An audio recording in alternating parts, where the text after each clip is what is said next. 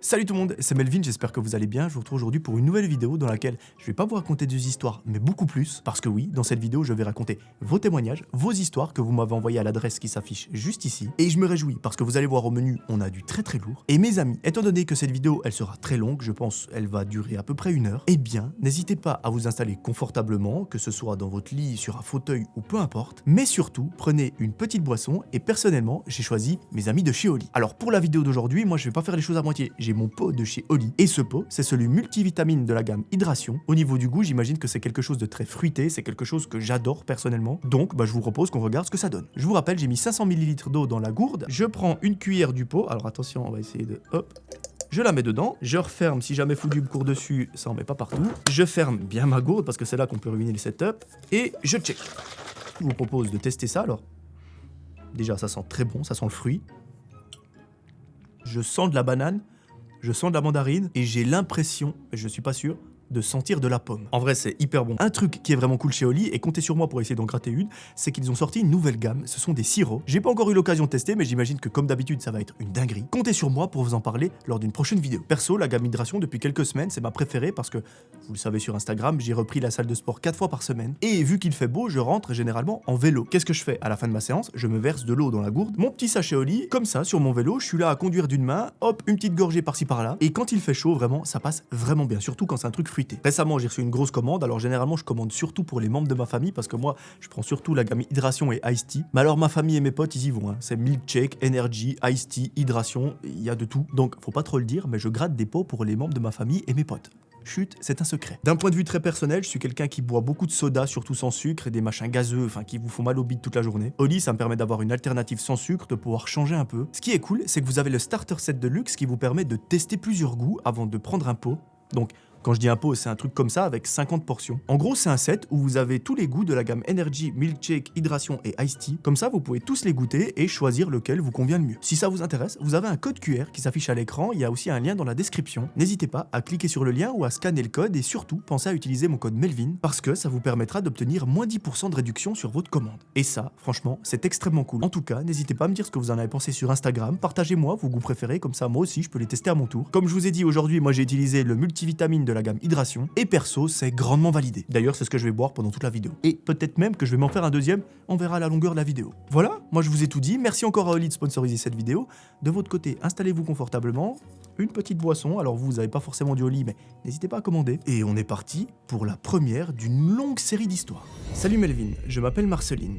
L'histoire que je vais te raconter est une histoire paranormale qui a suivi ma famille et moi-même pendant des années. Tout commence lors du confinement en 2020. En pleine nuit, vers 3 ou 4 heures du matin. J'étais dans ma chambre, en train de regarder une vidéo sur mon téléphone avec mes écouteurs, et crois-moi, ce détail est important. J'étais très concentré sur cette vidéo quand, tout à coup, j'entends un bruit sourd. Pensant que c'était dans la vidéo, je continue, mais le bruit recommence. Je décide alors d'enlever un écouteur et de mettre la vidéo en pause. Là, au-dessus de ma tête, dans le grenier, j'entends des pas. Ce sont des pas lourds, bien trop lourds, pour être ceux d'un rongeur ou d'un quelconque animal. Ce que je ne t'ai pas précisé, c'est que ma chambre se trouve sous les combles et que le grenier est bien trop bas de plafond pour qu'une personne puisse s'y tenir. Autrement dit, c'est impossible qu'il y ait quelqu'un là-bas. J'en parle à ma mère, mais elle n'a pas d'explication non plus. L'histoire en reste là. 4 à 5 ans plus tard, d'autres phénomènes se produisent. Des coups résonnent dans les murs extérieurs de la chambre de ma sœur. C'est une chambre qui est aménagée comme la mienne, sous les combles, avec un mur extérieur impossible à atteindre sans échelle. Une autre fois, j'étais avec ma mère en bas quand nous avons entendu un grand bruit venant de la chambre de ma sœur. Ce bruit était tellement fort et violent que nous avons cru qu'elle était tombée de son lit. Nous sommes montés en courant, et là, on s'est rendu compte que ma sœur dormait paisiblement, sans avoir bougé d'un seul millimètre. Ma mère, elle, a entendu un gros coup dans son mur, juste à côté de sa tête de lit, et ce, en pleine nuit. Là encore, l'accès était impossible sans échelle, car la chambre de mes parents se trouve au-dessus de la cuisine. Pour clore cet incident, il m'est arrivé plusieurs fois de sentir, et surtout de voir un homme, me suivre depuis les toilettes jusqu'à la porte de ma chambre. Il m'observait au niveau du dressing de mes parents, et ne s'arrêtait que lorsque je fermais ma porte. Ma mère et moi avons décidé d'en parler à une femme dotée de certaines capacités. Elle nous a conseillé de nettoyer la maison, chose que nous avons faite, mais apparemment ce n'était pas suffisant, car les phénomènes ont continué de plus en plus fort et de plus en plus fréquemment. Mon père, qui ne croyait pas aux phénomènes paranormaux, a commencé à y croire le jour où un bruit est venu de la chambre de ma sœur alors qu'elle était absente. Nous sommes donc retournés voir la dame avec ma mère et elle nous a donné quelque chose d'un petit peu plus fort. Depuis, nous ne sommes plus importunés. La femme nous avait précisé que l'homme que je voyais et ressentais n'était pas malveillant, il était simplement perdu et faisait des allers-retours entre notre maison et celle du voisin. Merci beaucoup Marceline pour ton histoire, ça touche au paranormal visiblement, donc j'ai pas vraiment d'explication rationnelle, si ce n'est le fameux courant d'air qui fait tomber un objet dans telle ou telle chambre alors que personne n'y est. Voilà, c'est un peu la seule explication que j'ai. Merci en tout cas pour ton histoire, et moi je vous propose de vous raconter la deuxième. Salut Melvin, je m'appelle Tamara et mon copain s'appelle Maxime. Depuis un moment, on regarde tes vidéos et on a décidé de te raconter ce qui nous est arrivé. Pour poser le contexte, j'habite chez ma mère, et un week-end sur deux, je vais chez mon père qui habite à environ 15 minutes. Ma mère, c'est quelqu'un qui est très connecté aux esprits et au surnaturel. Depuis toute petite, j'ai été confronté à ça, et j'ai pu voir certaines choses qui me poussent aujourd'hui à croire que tout ça est bel et bien réel. Quand ma mère était encore mariée avec mon père, elle a eu beaucoup de soucis avec sa belle-mère, donc ma grand-mère paternelle. Elle m'a raconté que cette dernière était extrêmement méchante avec elle. Ma mère n'en pouvait tellement plus qu'elle a fini par demander le divorce. Ma grand-mère est ensuite décédée dans un accident de voiture et mon grand-père, qui était avec elle, a lui perdu une jambe. Aujourd'hui, il va bien et il porte une prothèse. Ma mère m'a toujours expliqué que certains esprits font le choix de rester sur Terre, accrochés à des personnes ou plus particulièrement à des lieux. Garde bien cette information en tête pour la suite de l'histoire. Eh ben, ça promet. L'histoire que je te raconte se passe quelques mois plus tôt, donc environ 20 ans après ce drame. C'était un soir où j'étais chez mon père, qui habite, je le précise, dans la maison de mon grand-père, là où ma grand-mère et lui vivaient à l'époque. C'est une grande maison qui a 3 étages. Le premier avec toutes les chambres, le rez-de-chaussée avec la cuisine et la porte d'entrée et le sous-sol que mon père a transformé en salon avec un canapé et une grande télévision. Il était environ 21h. Mon père était sorti boire une bière avec des amis dans un bar situé à 3 minutes à peine. Ce soir-là, j'étais avec Maxime, donc mon copain, au sous-sol, sur le canapé, en train de regarder une série sur les dinosaures sur Netflix. Tout se passait tranquillement quand, tout à coup, on entend la porte d'entrée claquer. Jusqu'ici, rien d'alarmant. J'ai dit à Maxime que c'était sûrement mon père qui rentrait, mais quelque chose m'a alerté. Je me suis souvenu que cet après-midi-là, on était parti faire un tour en vélo et qu'on avait oublié de fermer la porte à clé. Et surtout, mon père, lorsqu'il rentre, il crie toujours quelque chose du genre « Chérie, je suis rentré », histoire de me prévenir, même si je suis au sous-sol. Cette fois-ci, bizarrement, il n'a pas fait ça.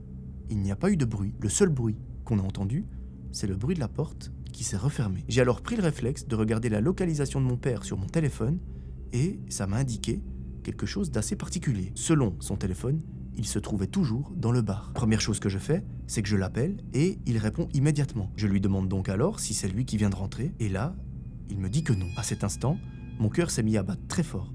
J'ai regardé Maxime qui avait entendu la conversation et lui me fixait parce qu'il avait compris qu'il y avait un problème. Sous le coup de la panique, j'explique à mon père que quelqu'un semble être entré dans la maison puisqu'on a entendu la porte claquer. En plus, aucune fenêtre n'était ouverte et il n'y avait personne d'autre que Maxime et moi-même. Mon père prend alors la situation très au sérieux, il me dit de ne pas bouger, qu'il va faire aussi vite que possible pour rentrer et surtout qu'il va alerter la police. J'ai ensuite raccroché histoire de ne faire aucun bruit et surtout pour que les éventuels intrus ne nous entendent pas. Maxime a eu une très bonne réaction, il s'est levé du canapé, a attrapé une manette de console de jeu, c'était à peu près la seule chose qu'on avait apportée dans le salon, et il s'est placé près de la porte, histoire d'être prêt à intervenir si quelqu'un essayait d'entrer. Moi, j'étais pétrifié sur le canapé, je ne pouvais plus bouger, j'étais prise d'une peur paralysante, et ma respiration s'est tellement accélérée que j'ai fini par faire une mini crise d'angoisse. Là, moment très angoissant, on se fixait tous les deux, l'oreille tendue. Entre le moment où on avait entendu la porte claquer et celui où Maxime s'était levé, il s'était à peine écoulé 2 minutes. Et là, on a entendu des bruits de meubles qu'on déplace, comme si on repoussait des objets, puis des bruits de pas qui descendaient les escaliers menant au sous-sol, et ensuite des chuchotements. C'était 2 voix différentes, mais complètement impossible à distinguer derrière la porte. J'ai cru que j'allais mourir. On a attendu comme ça près de 2 minutes, les yeux rivés sur la poignée, en priant pour qu'elle ne s'ouvre pas, en sachant qu'il n'y avait pas de clé sur cette porte et que rien n'aurait empêché quelqu'un de l'ouvrir. Ces 2 minutes nous ont paru durer une éternité, et soudain, plus aucun bruit, mais à un moment, il y a eu un cri. La voix de mon père qui m'appelait depuis l'extérieur. Il est descendu avec 2 amis du bar qui l'avaient accompagné au cas où la situation tournerait mal. On a fait le tour complet de la maison et rien n'avait été volé, ni même déplacé. La porte d'entrée, elle, était fermée à leur arrivée. Aucune trace de passage, aucune trace de chaussures. La police, toujours au téléphone avec mon père, lui a expliqué qu'en l'absence de traces d'infraction et de présence confirmée, envoyer une patrouille mobiliserait trop de gens et ne servirait donc à rien. Mon père a par la suite raccroché. Toute la pression est redescendue d'un coup. Là, j'ai fondu en larmes et ce soir-là, on a décidé de rentrer dormir chez ma mère. On lui a tout raconté et elle m'a donné son hypothèse. Selon elle, ce n'était pas une présence physique. C'était l'esprit de ma grand-mère qui avait fait claquer les portes et bouger les objets, ce qui expliquerait aussi les chuchotements.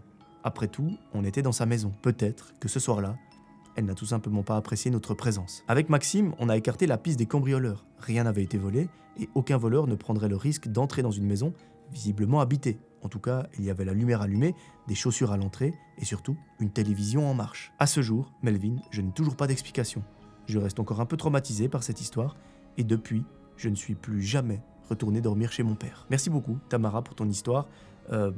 Je sais pas, là on est sur la piste à la fois d'une vraie intrusion, mais aussi peut-être du paranormal. Personnellement, mon hypothèse, elle est peut-être autre que la tienne et celle de ta maman, c'est que c'était bel et bien des cambrioleurs ou du moins des gens qui sont introduits chez toi, et que justement, en voyant qu'il y avait la télé qui tournait, des chaussures à l'entrée et de la lumière, eh bien peut-être qu'ils se sont simplement introduits quelques mètres dans la maison, qu'ils ont regardé et il n'y avait rien à voler, et qu'ils n'ont pas pris le risque d'aller plus loin, et qu'ils ont fait demi-tour, et qu'ils se sont barrés. Est-ce que c'est la bonne théorie ? Je ne sais pas, peut-être qu'on est sur un cas complètement différent. Le seul truc qui me fait pencher un peu plus sur une histoire rationnelle que paranormale, c'est que vous avez entendu des chuchotements. Donc on pourrait imaginer que ce sont les deux cambrioleurs qui ont chuchoté et que vous l'avez entendu, parce que, en tout cas je réfléchis, mais je n'ai jamais entendu d'histoire paranormale où on a entendu des voix. Je sais pas, c'est ma théorie, c'est mon hypothèse à moi. Si vous en avez une autre, n'hésitez pas à la partager dans les commentaires. C'est aussi le but de ce genre de vidéo. Et voilà, j'espère que tu trouveras des réponses à ta question. En tout cas, je suis content de savoir que vous avez rien.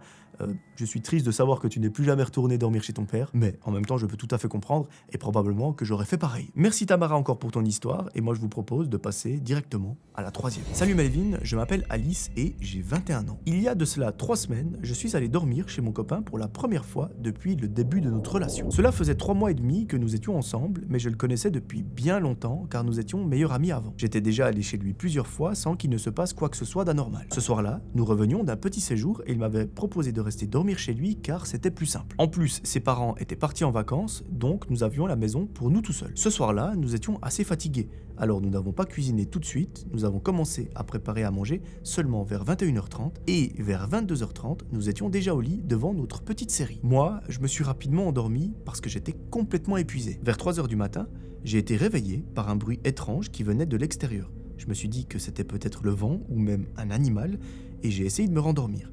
Mais les bruits continuaient et ils commençaient vraiment à m'inquiéter. Ne voulant pas réveiller mon copain, qui dormait profondément, j'ai pris mon téléphone et j'ai commencé à faire le tour de la maison. En sortant de la chambre, j'ai entendu le même bruit, mais cette fois-ci, en provenance du salon, en bas. J'ai pensé que ses parents étaient peut-être rentrés pendant la nuit, alors je suis descendu.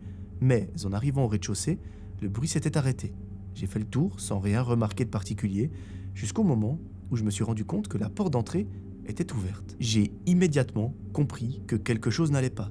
C'était moi qui avais fermé la porte en rentrant et j'avais rangé les clés dans la petite boîte prévue à cet effet. À ce moment-là, je cours vers cette boîte, je vérifie et les clés étaient toujours là. Je suis remonté en courant directement pour réveiller mon copain, mais au moment où j'arrivais à l'étage, j'ai aperçu une silhouette au bout du couloir, sur la gauche. La chambre de mon copain était à droite, j'ai couru jusqu'à la porte et je l'ai immédiatement verrouillée. Mon copain s'est réveillé au bruit de la porte claquée, paniqué, il m'a demandé ce qu'il se passait et moi, j'étais terrorisé.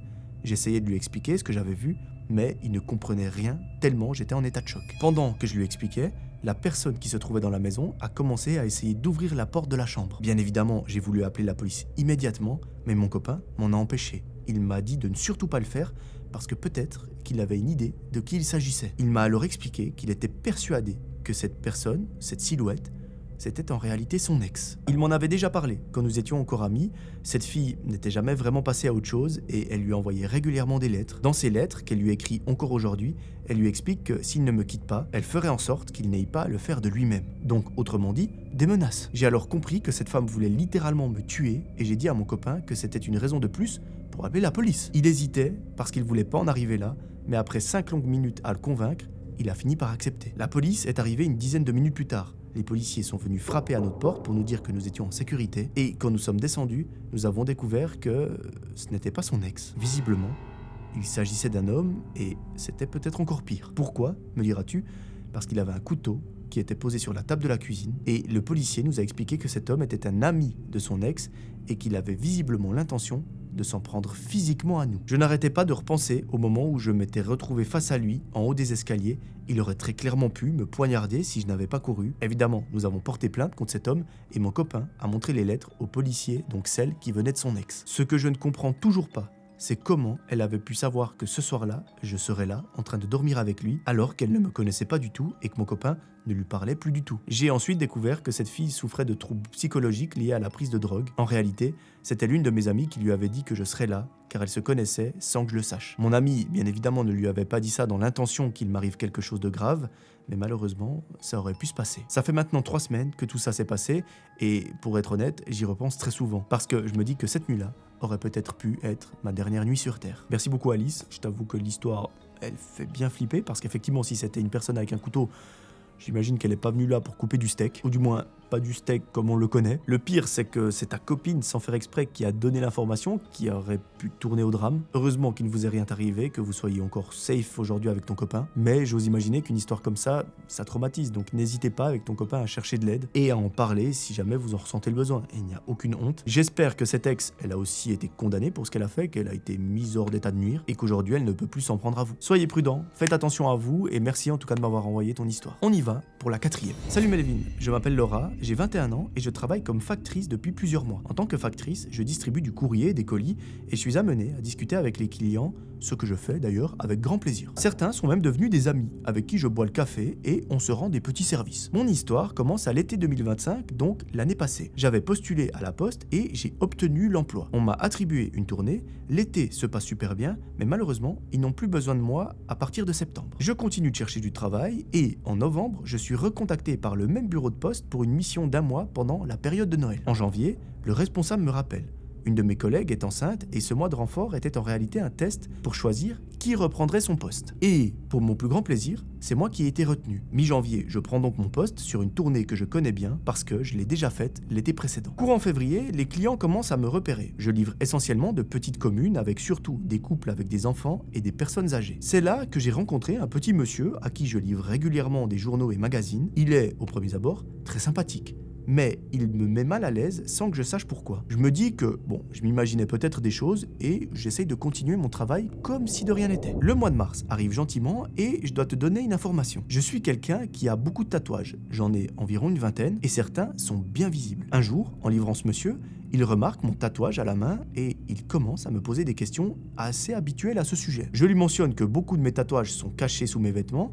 Et il me répond alors « Oh, bah alors, il faudrait que j'aille y faire un petit tour. » Donc on l'a compris, c'est un gros lourdeau. Et sous le coup de la gêne, je ris nerveusement.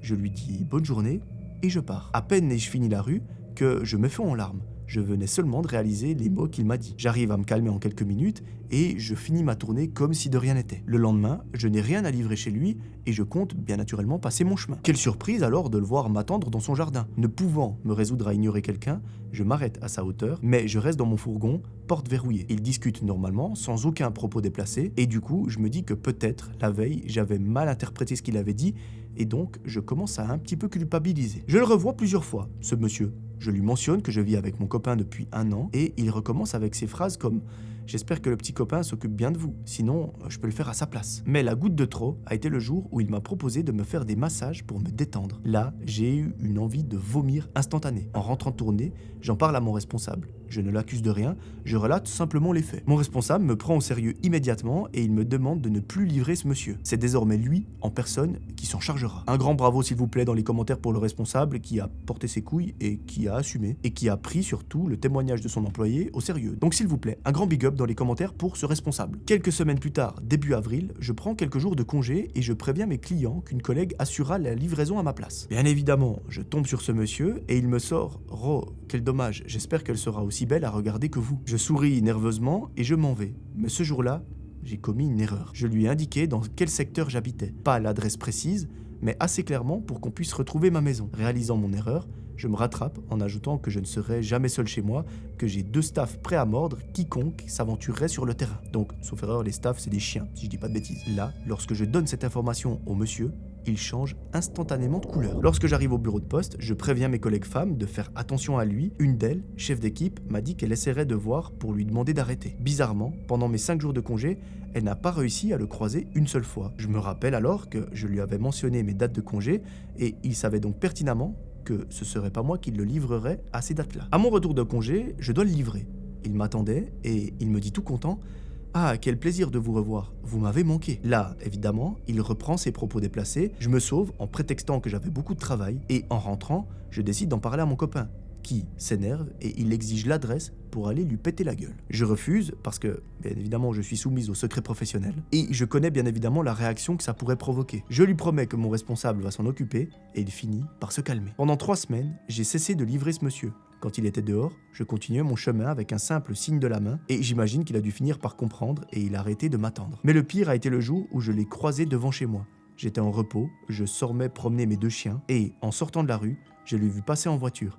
Il m'a fixé avec un sourire, Melvin, qui m'a terrifié sur place. Pour te dire, même un de mes chiens a réagi et s'est mis à grogner après la voiture. Cet événement s'est produit mi-avril et depuis, même si la situation s'est un petit peu calmée, je reste extrêmement sur mes gardes lors de ces livraisons, de peur qu'une mauvaise intention ne lui passe par la tête. Merci d'avoir lu mon histoire et à très vite. Ouais, bah là on a affaire à un cas très particulier parce que c'est une personne âgée, enfin j'imagine c'est une personne âgée d'après ce que j'ai compris, qui a des propos, enfin qui tient des propos extrêmement déplacés, donc ça se fait juste pas. Vous pouvez bien évidemment trouver une personne, que ce soit un homme ou une femme, très jolie. Vous pouvez bien évidemment lui faire le compliment, mais restez très respectueux. Ça doit s'arrêter à une phrase du style « je vous trouve extrêmement jolie aujourd'hui » ou quelque chose comme ça. Mais s'il vous plaît, ne soyez pas un gros ou une grosse lourdeau, parce que ça touche au harcèlement et vous savez que je n'aime pas ça. Il y a un petit truc que j'ai pas compris dans ton histoire, c'est que tu disais que ton manager ou ton chef, je sais plus, t'a demandé de ne plus livrer cet homme, mais pourquoi est-ce que par la suite tu t'es quand même retrouvé toi à aller le livrer? Ça j'ai pas tout à fait compris. Peut-être que c'était un manque d'effectifs ou je ne sais quoi, mais si tu regardes cette vidéo, n'hésite pas à le préciser en commentaire. Et bien évidemment, c'est terrible à dire ça en 2026 parce qu'on est quand même une société qui est plus ou moins évoluée. Mais voilà, reste sur tes gardes, fais attention à toi quand tu fais ces livraisons, surtout si tu sais qu'il y a ce mec très chelou. Et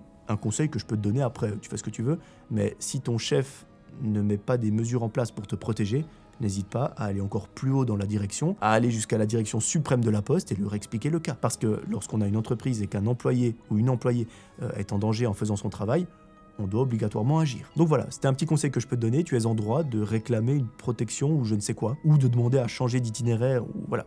Tu es en droit de demander à être en sécurité. Et encore heureux en 2026, j'ai envie de vous dire. Merci beaucoup, en tout cas pour ton histoire. Moi, je vous propose de reprendre une petite boisson, de vous réinstaller confortablement, et on est parti pour la 5e. Coucou Melvin, j'espère que tu vas bien. J'espère passer dans une de tes vidéos. D'ailleurs, je les adore. Merci beaucoup, c'est très gentil. Mon petit frère m'a fait découvrir ta chaîne en octobre 2025, et j'ai adoré. Et finalement, mon père a même fini par rejoindre la team. Merci beaucoup à ton petit frère, à ton père et à toi-même. On adore tes vidéos, elles sont super bien racontées et elles font bien flipper. J'aimerais te raconter une histoire que j'ai vécue avec mon petit frère. J'ai actuellement 16 ans, mais ça s'est passé quand j'en avais 9 et mon petit frère 6. Tout ça s'est passé en août au Maroc. Avec toute ma famille, on est parti voir ma grand-mère et ma famille proche qui habitent là-bas. Ce jour-là, nous sommes partis avec mon père, mon grand-père et mon petit frère à la plage. On a ramassé un sac rempli de coquillages et on a passé une agréable journée. Le soir, nous sommes tous rentrés à la maison. Les jours passent, tout se passait extrêmement bien.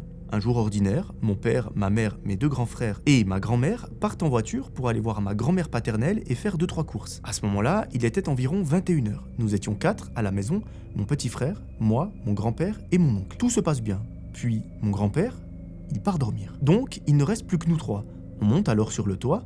Et au Maroc, ce sont des toits habitables, comme une terrasse en carrelage sur absolument toute la surface de la maison. Il y avait 2 chambres et une salle de bain sur le toit. Mon oncle s'était cassé le dos, donc il restait le plus souvent là car ça lui évitait de monter et descendre les escaliers. Et d'ailleurs, c'était l'endroit le plus calme de la maison. Avec mon petit frère, on prend le sac de coquillages et on part jouer dans la chambre. On ferme la porte qui donne sur le toit, on déballe tous les coquillages et on commence à jouer comme si on avait un restaurant. On joue 10 minutes, puis 15, puis à un moment, nous entendons des toquements assez forts et surtout très proches. Je pensais que c'était mon petit frère qui faisait ce bruit pour imiter des clients qui toquent, puis ça recommence. Une 2e fois, puis une 3e. C'était vraiment très proche, comme si quelqu'un était derrière la porte du couloir. Je finis par dire à mon petit frère « Stop, sérieux, tu fais trop de bruit ». Là, il me répond que non, que ce n'était pas lui, et moi, je lui demande alors « Mais qui est-ce qui fait ça alors ?» Et il me dit qu'il pensait que c'était moi. Je lui réponds que non, et que le bruit devenait franchement insupportable. J'ai couru ouvrir la porte,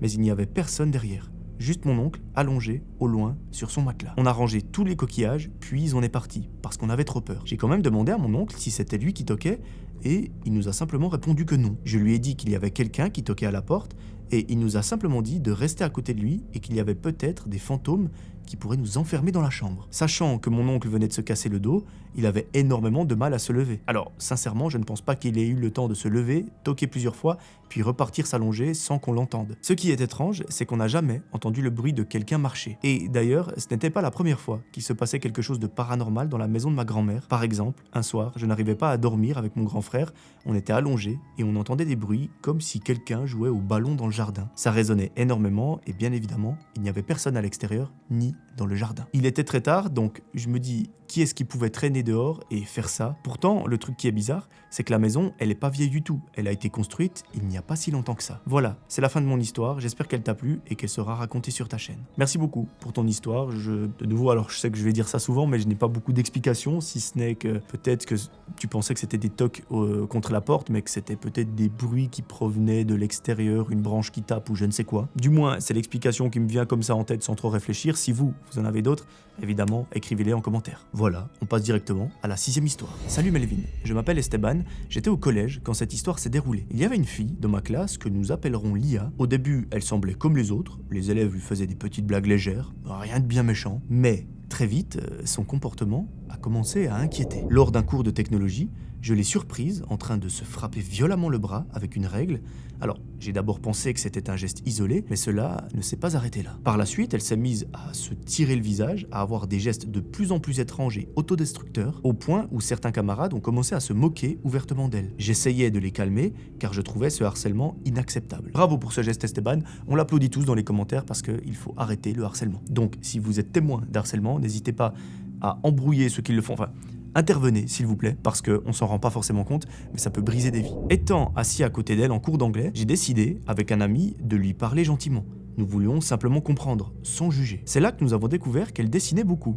Des mangas, mais aussi des scènes très sombres représentant des jeunes ou des enfants en train de se faire poignarder. Particulier les dessins quand même, je vous avoue. Quand je lui ai demandé calmement ce que représentaient ces dessins, ses réponses étaient toujours vagues et surtout très évasives. Un jour, en cours, elle a pris une paire de ciseaux et elle s'est profondément coupé le doigt. Au lieu d'essayer d'arrêter le saignement, elle a utilisé son propre sang pour dessiner. Ouais, on n'a pas tous les mêmes occupations, si je peux dire. Ce spectacle m'a bien évidemment profondément choqué, et en étant inquiet, j'ai interrogé discrètement des surveillants. Ils semblaient visiblement n'avoir que très peu d'informations sur elle, ou du moins, ils ne pouvaient pas trop en parler. À force de discuter, Lia a fini par révéler des éléments encore plus graves. Chez elle, elle fabriquait des poupées vaudou à l'effigie d'élèves de notre classe. Elle évoquait aussi des pensées très sombres et perturbantes. Surtout, elle nous a confié que son père maltraitait sa mère à la maison. Face à ces révélations, j'ai pris la décision d'en parler à l'administration du collège et environ 2 semaines plus tard, Lia a complètement disparu de l'établissement. J'ai appris par la suite qu'elle avait été transférée dans un collège spécialisé adapté à ses troubles psychologiques. Autant te dire, Melvin, que cette histoire m'a profondément marqué. Voilà ce que j'ai vécu. Merci Esteban pour ton témoignage. Je t'avoue que c'est un témoignage très particulier. J'ai pas de théorie à donner parce qu'en soi, t'as vu les faits de tes propres yeux, donc voilà. La seule chose, plutôt le seul conseil que je peux vous donner si jamais vous êtes témoin de ce genre de scène ou que vous assistez à ça, évidemment, parlez-en à un adulte, que ce soit un professeur, à vos parents, mais il faut qu'il y ait un adulte qui intervienne à un moment donné parce que ça peut être très grave. Je suis personnellement content de savoir qu'elle a été transférée dans un établissement qui est adapté à ses troubles parce que j'imagine que ça lui rend aussi pour elle la vie beaucoup plus simple. Merci Esteban pour ton histoire et moi je vous propose de passer directement à la 7e. Salut Melvin, je te suis et j'écoute tes threads depuis très longtemps. Merci de faire ce que tu fais, tes vidéos m'ont aidé à faire passer des heures sans but et j'espère que si mon témoignage est sélectionné, il permettra aussi de faire passer des heures sans but à ta communauté. C'est joliment dit, merci à toi de me regarder. Mon histoire date de plusieurs années, mais j'en reste encore profondément marqué. Je souhaite rester anonyme, alors s'il te plaît, utilise mon 2e prénom, Malena. Je m'appelle Malena, j'ai maintenant 28 ans et cette histoire s'est passée il y a plusieurs années, lorsque j'habitais encore chez mes parents avec mon frère. Nous habitions dans une grande maison, un petit peu isolée, en pleine forêt, dans un village de montagne. Déjà le cadre, il est posé, c'est pas le plus rassurant au monde. Petit détail, c'était une ancienne colonie de vacances pour enfants.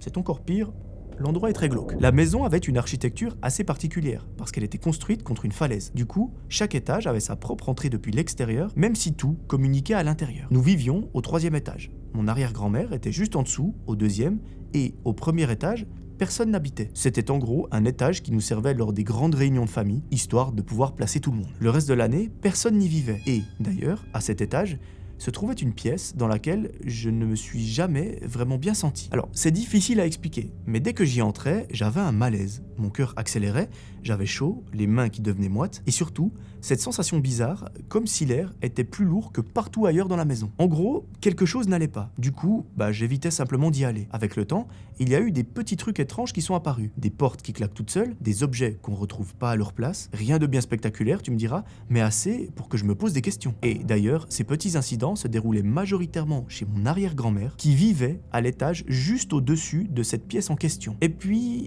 il y a eu une nuit. Je me souviens d'être réveillé d'un coup, sans trop savoir pourquoi. Les murs de la maison tremblaient, vraiment, et pas juste un bruit. On sentait carrément la vibration, et puis plus rien. Tout s'est arrêté aussi vite que c'était venu, et pour être honnête, avec ma famille, on n'en a jamais vraiment reparlé. Mes parents ont mis ça sur le coup d'un tremblement de terre, mais personne, pas même les informations locales, n'ont relaté un tremblement de terre quelconque dans la région. Un jour, on était en famille, au premier étage. On était nombreux, peut-être une vingtaine, donc il y avait du bruit, de la vie et une ambiance plutôt normale. D'un coup, la porte de la pièce s'est ouverte violemment. En même temps, toutes les lumières de l'étage se sont éteintes. Plus personne n'a parlé. C'est ça qui m'a d'ailleurs le plus marqué, ce fameux silence. Un peu comme si tout le monde s'était figé en même temps. Puis, la lumière est revenue, et presque tout le monde s'est mis à crier « Ouais !» comme quand le courant revient après une coupure. Un réflexe un peu bête, presque normal, mais qui faisait bizarre après ce qu'on venait de vivre. Personne n'a vraiment compris, on a repris la soirée, mais l'ambiance n'était plus la même. Des années plus tard, mes parents ont fait des travaux dans cette fameuse pièce. En enlevant le plancher, ils ont découvert des marques qui se trouvaient en dessous. Rien de précis, rien de bien lisible, juste des traces sombres sur le sol qui s'entremêlaient. On n'a jamais vraiment su ce que c'était, et comme d'habitude, on n'en a jamais vraiment reparlé. Aujourd'hui, je ne dis pas qu'il y avait quelque chose, mais je sais que je me suis jamais senti bien dans cette pièce. Mon arrière-grand-mère est malheureusement décédée depuis. Mes parents, eux, y vivent toujours dans cette maison, au 3e étage, et maintenant, les 2 premiers étages sont inutilisés. Et moi, si je m'approche de cette pièce, les sensations reviennent comme quand j'étais petite. Je ne suis plus vraiment rentré dans cette pièce depuis cette histoire. Je sais que cela peut paraître bizarre, mais cette histoire m'est réellement arrivée. J'ai fait relire mon témoignage par ma maman qui a écrit des livres pour me corriger. Merci d'avoir pris le temps de me lire, en espérant que mon histoire soit choisie. Je t'avais déjà envoyé mon histoire en mars, mais comme j'ai vu ta story sur Instagram, disant que tu allais faire une vidéo témoignage, je me permets de te le renvoyer. Merci et à bientôt. Merci à toi, Malena, de m'avoir envoyé ton histoire. Je t'avoue que j'ai peut-être une explication, mais voilà, je suis pas spécialiste, je suis pas géologue, je suis pas spécialiste de la Terre, etc. Mais tu as dit dans l'histoire que ta maison était construite contre une falaise, donc à même la roche. Est-ce que un tremblement de terre, ça... Alors, je me lance dans des grandes explications scientifiques. Un tremblement de terre, c'est... Attention, c'est les plaques tectoniques qui bougent, donc c'est le sol qui bouge, d'après ce que je comprends. Là, est-ce qu'on pourrait pas être dans un cas où c'est la falaise qui s'est mise à bouger, un petit peu comme les glaciers qui bougent et qui se détachent les uns des autres et qui se mettent à partir, qui démerdent? Eh bien, est-ce que potentiellement, c'est pas la falaise qui... je sais pas, elle s'est mise à trembler, elle était en hypoglycémie ou je sais pas. Peut-être qu'il faudrait creuser ça, je sais pas s'il y a des spécialistes géologues ou je sais même pas si c'est des géologues. Je sais même pas ce que ça veut dire géologue, je crois que c'est les gens qui étudient le terrain. Je suis désolé. Peut-être que je chie littéralement sur un métier, je suis désolé, c'est pas voulu. Mais s'il y a des gens qui s'y connaissent en terrain, on va dire ça comme ça, n'hésitez pas à l'écrire dans les commentaires. C'est un peu la seule explication rationnelle que j'ai. Effectivement, les marques sous le plancher, je préfère pas trop investiguer parce que je pense qu'on peut tomber sur des trucs un petit peu sombres. Mais voilà, je sais pas si mon explication pourra t'aider. En tout cas, merci beaucoup Malena de m'avoir écrit ton histoire. Merci à ta maman de l'avoir corrigée et moi je vous propose de passer à la suivante. Salut Melvin, j'espère que tu vas bien. Je voulais te raconter une courte histoire qui m'a beaucoup affecté et que j'ai envie de te partager aujourd'hui. Je m'appelle Kenzo. L'histoire que je vais te raconter remonte à mon enfance. Je précise une chose, certains souvenirs sont flous, mais la peur, elle, est restée intacte.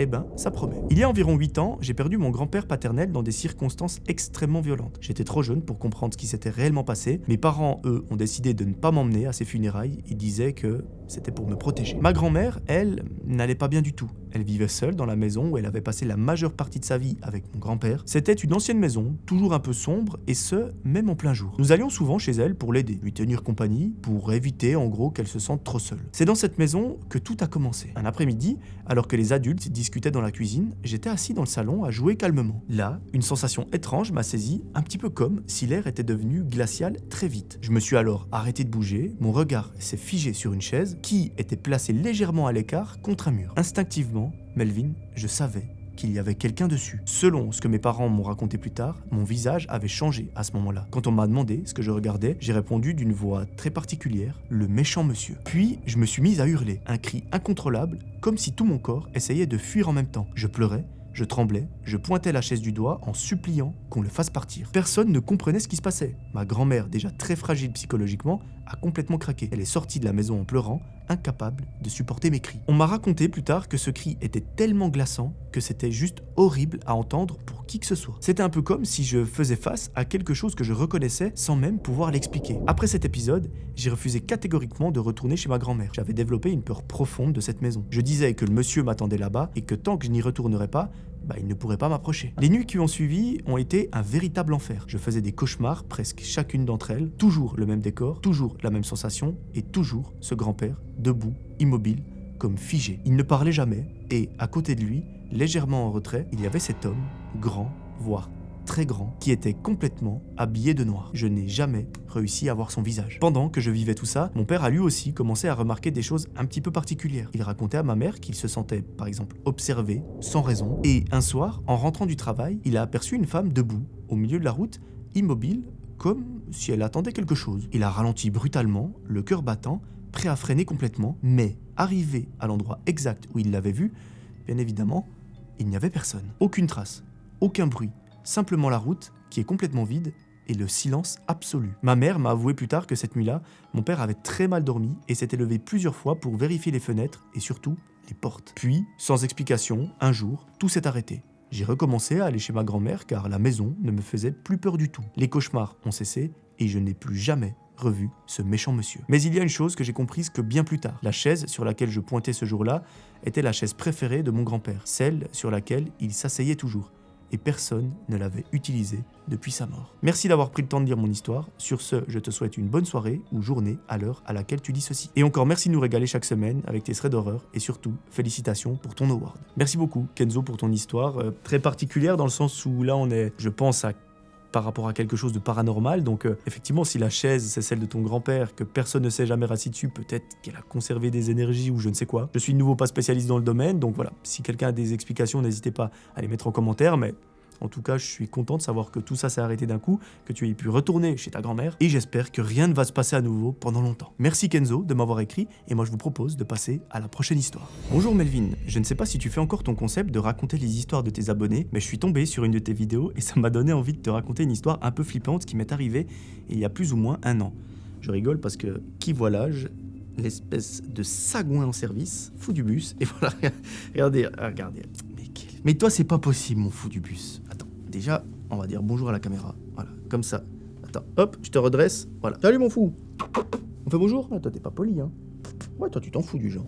Ouais, c'est pas grave. Je m'appelle Charlotte, j'ai 22 ans et depuis petite, je suis amie avec une fille qui est très vite devenue ma meilleure amie. Depuis environ 7 ans, j'ai la chance de la voir comme voisine. Il y a 1 an, plus ou moins, nous nous étions retrouvés chez elle pour papoter et prendre l'apéro, comme 2 bonnes Belges qui se respectent. C'était l'été, il était à peu près 17h et il faisait encore clair. Nous étions seuls puisque sa famille était en vacances. La soirée avance et il commence à faire assez noir, donc un petit peu plus froid. Nous sommes donc rentrés à l'intérieur pour poursuivre la soirée. Jusque-là, tout va bien. Je te plante le décor. Nous sommes donc dans son salon avec les lumières tamisées un peu partout et en face du canapé où nous sommes assises se trouve une grande fenêtre à travers laquelle on ne voit que notre reflet puisqu'il fait noir dehors. Au cours de notre discussion, nous entendons frapper à la fenêtre, ce qui, pour être très honnête, nous fait très peur. On décide donc d'éteindre les lumières en se disant que si on éteignait, on verrait plus facilement dehors. Logique. Mais on ne voit rien. Il n'y avait strictement personne. On décide de faire abstraction quand tout à coup, ça frappe à la porte. On se déplace jusqu'à celle-ci et il faut noter que c'est une porte avec des fenêtres opaques. On hésite à ouvrir pour voir qui c'est et là, on reste figé l'une en face de l'autre. Ma meilleure amie a le dos collé contre la porte et moi, je vois à travers la petite fenêtre de la porte une silhouette éclairée par le lampadaire de la rue. Là, Melvin, on a hurlé comme des hystériques et on a entendu des bruits derrière cette porte. On a hésité même à appeler la police ou à rester caché. Pour finir, on est retourné sur le canapé et quelques dizaines de minutes plus tard, je me lève et j'essaye d'observer dehors. Là, il n'y avait plus personne et plus aucun bruit. La soirée touche à sa fin. On s'était un peu calmé, la peur était un petit peu redescendue et moi, je décide de rentrer chez moi, donc juste en face. Le lendemain matin, sur le Facebook de mon village, je tombe sur des images de caméras de surveillance d'une maison qui est pas très loin des nôtres, qui filme un homme habillé de noir avec une capuche qui frappe aux portes et aux fenêtres. Dans les commentaires de cette publication, plusieurs personnes disent avoir entendu la même chose cette nuit-là. J'envoie donc la publication à ma meilleure amie et ça ne fait que confirmer ce qu'on avait vécu. On n'était donc pas folle, il y avait bel et bien quelqu'un derrière cette porte ce soir-là. Quelques semaines plus tard, la famille de ma meilleure amie est toujours en vacances. vacances. Mais c'est au tour de mes parents de partir également à leur tour. Je me retrouve donc seul chez moi. Mon copain décide de venir passer la semaine avec moi pour que je ne sois pas seul. Et un soir, il revient parce qu'il était parti jouer au paddle avec des amis et il appelle ma meilleure amie au téléphone. Il lui dit « Allô, désolé de te déranger, mais est-ce que tu es dans ton jardin ?» Et là, ma pote lui répond « Non, pourquoi ?» Là, il y a un silence qui s'installe. Il enchaîne et il lui dit « Ne bouge pas, enferme-toi, j'appelle la police. Il faut vraiment que tu m'écoutes, car il y a un homme devant la porte de ton jardin avec un pied de biche dans les mains. » Mon copain s'est donc rendu vers le jardin de ma copine en criant qu'il allait appeler les flics. L'homme a pris la fuite en direction de l'opposé, donc là où il y a les buissons au fond du jardin. Et pendant ce temps, mon copain, il appelait la police. En attendant que celle-ci arrive, on distinguait dans les buissons une lumière comme une sorte de lampe de poche de téléphone allumée. Quand la police est arrivée sur place, la lampe s'est éteinte et l'homme a disparu. Effectivement, ils ont constaté qu'on avait enjambé la barrière du jardin. Il y avait des traces de pas près de la porte ainsi que dans le jardin, mais aucune trace de l'homme. Nous ne savons toujours pas, à ce jour, si ces deux histoires sont liées et si l'homme qui est venu frapper à la fenêtre faisait du repérage pour revenir plus tard ou si c'était complètement quelqu'un d'autre. La chose la plus angoissante à ce jour, c'est de se demander ce qu'il serait arrivé si mon copain n'était pas arrivé à ce moment-là. Et surtout, pourquoi ce mec avait un pied de biche dans les mains. Voilà mon histoire. J'espère qu'elle sera intéressante pour ton concept. Merci infiniment pour ce que tu fais. Tu peux garder mon prénom. Cependant, ma meilleure amie ne souhaite pas que l'on garde son prénom. Merci encore pour tes super vidéos et podcasts. Belle journée. Merci beaucoup, Charlotte, pour ton histoire. Je sais pas, effectivement, moi, ça me fait penser à quelqu'un qui vient faire du repérage parce que moi, j'ai vécu une fois un cambriolage. Alors, on n'était pas présent sur place, mais visiblement, ils étaient venus faire du repérage. Donc, c'est un peu la seule chose qui me viendrait à l'esprit à ce moment-là. En tout cas, j'ai envie de penser que c'était que, entre guillemets, un cambriolage et pas quelque chose de pire. Voilà, je vous propose de passer à l'histoire suivante. On enchaîne. Coucou Melvin. Tout d'abord, je voulais te dire que je t'adore et que tes vidéos sont géniales. J'adore les regarder avant d'aller dormir ou même pour m'endormir. Merci beaucoup, c'est très gentil. Je suis désolé si c'est mal expliqué ou que les phrases sont mélangées, je suis dyslexique et je fais vraiment de mon mieux pour que les phrases aient du sens et pour faire un minimum de fautes. J'aimerais te raconter une histoire qui s'est passée en 2020, durant le confinement. Décidément, il y a beaucoup d'histoires durant le confinement. Je ne saurais plus te dire à quel moment exactement ça s'est passé car ça a duré sur plusieurs mois. Donc, tout a commencé pendant le confinement. Je vis dans une campagne très calme, entourée de vaches et de personnes âgées en majorité. Je devais à ce moment-là avoir 14 ans. Comme tout le monde, je pense, dans cette période, je me couchais très tard, vers 4-5 heures du matin, car je jouais à Fortnite quand c'était encore disponible sur iPhone. Il faut savoir que ma chambre était un ancien grenier que mon beau-père avait rénové. Et depuis ma chambre, on entend les voitures passer. Et on les entend aussi si elles s'arrêtent devant la maison. C'est bizarre.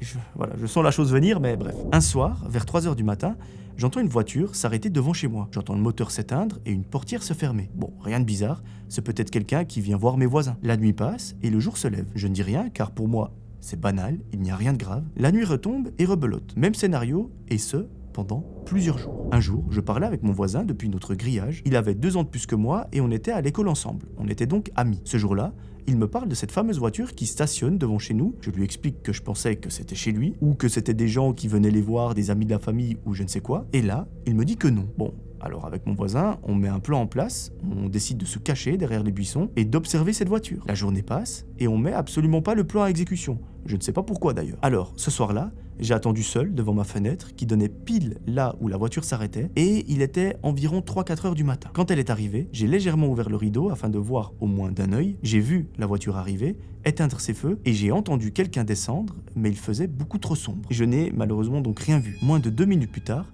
la voiture était rallumée et repartie. Ça a continué pendant des mois et des mois, comme ça, je dirais même des années. J'en ai parlé à ma mère, mais bon, autant te dire qu'elle s'en foutait un petit peu. Sur la même période, je recevais des appels masqués sur 3 ou 4 jours, mais beaucoup d'appels. Je pouvais presque plus utiliser mon téléphone car j'en recevais sans arrêt. J'avais compté, sur une seule journée, j'avais reçu plus de 100 appels. J'avais la preuve des appels, mais malheureusement, c'était il y a 6 ans. Je ne les ai donc plus, sinon je te les aurais envoyés. Par curiosité, j'ai répondu plusieurs fois aux appels, sans parler, mais j'entendais simplement une respiration et la personne raccrochait. Je ne sais pas si ces 2 histoires sont liées ou pas du tout, mais je ne sais ni qui était dans cette voiture, ni ce qu'il voulait, ni qui était à l'autre bout du fil lorsque je recevais les appels. J'ai peut-être oublié quelques détails malheureusement, mais j'ai fait de mon mieux. J'espère qu'elle passera dans tes vidéos. J'en ai d'autres plus dans le paranormal, mais je verrai plus tard pour te les raconter. Mon histoire est déjà assez longue. Continue tes vidéos, je suis vraiment fan. Merci beaucoup pour ton histoire, j'espère que je l'ai bien raconté. Je sais pas, je n'ai pas vraiment d'explication. Alors, comme ça, je viens d'avoir une grande théorie scientifique. Je sais pas où se situe ta maison, mais on peut imaginer que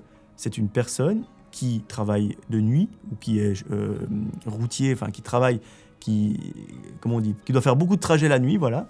Et que, vu qu'il y a une place de parc, entre guillemets, il y a une sorte de place où les voitures peuvent s'arrêter devant chez toi, il se pose là pendant quelques minutes, histoire de souffler, de ne pas faire un accident, de pouvoir boire son petit café et de repartir convenablement. Enfin, c'est un peu l'idée que j'ai en tête. Enfin, convenablement, c'est pas le bon terme, c'est plutôt en pleine forme. Donc voilà, après ça sous-entend que c'est quelqu'un qui n'a aucune mauvaise intention, c'est juste quelqu'un qui veut se poser tranquillement sur le côté de la route, reprendre des forces, reprendre un petit peu ses esprits, pour ensuite continuer et ne pas faire d'accident. Est-ce que c'est la bonne théorie ou que c'est quelque chose de complètement loufoque? Je ne sais pas. Si vous avez des idées, n'hésitez pas à écrire en commentaire. Prochaine histoire. Salut Melvin, je voulais d'abord te remercier pour tes vidéos, n'arrête jamais. Je me permets de t'écrire pour te raconter mon histoire. Je m'excuse d'avance si c'est long.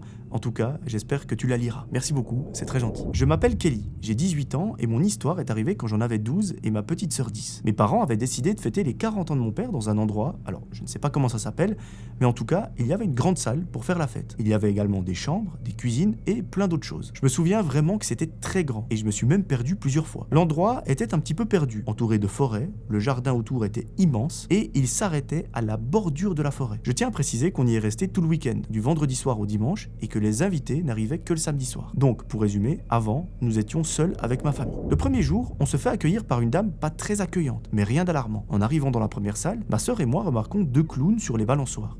Ils nous faisaient vraiment très flipper. Habituellement, j'ai pas forcément peur des clowns, mais là, j'avais une étrange impression. Cette impression, c'est qu'ils nous regardaient. On passe vite à autre chose, car ce sont juste de faux clowns. La dame nous fait faire le tour, elle nous laisse les clés et elle se barre. À un moment, on décide d'attacher nos chiens dans le grand jardin, car la route était à côté, et l'un de mes chiens adore courir après les voitures, donc c'est pas très pratique et c'est très dangereux. Première chose bizarre, mes chiens ne voulaient absolument pas rester là. Ils pleuraient, ils se débattaient, l'un d'eux a même fini par réussir à enlever son collier, chose qui n'arrive jamais. Bref, on a fini par les détacher sans trop se poser de questions, mais c'était vraiment bizarre, venant d'eux. J'ai oublié de préciser que pendant la visite des lieux, nous avons interdiction d'aller tout en haut des chambres car il y avait des travaux. Quand on a levé la tête, tout en haut, il y avait une vitre avec écrit AL, donc les lettres A et L. On a cherché ce que ça aurait pu signifier, sans trouver, jusqu'à ce que j'en parle à une amie qui m'a dit peut-être que ça veut dire à l'aide. Après réflexion, je me suis dit que ça devait peut-être simplement être du repérage pour les travaux ou des marques que les ouvriers placent. Cependant, il y avait plusieurs autres portes que nous n'avions pas le droit de franchir. Quelques heures passent, je jouais avec ma sœur,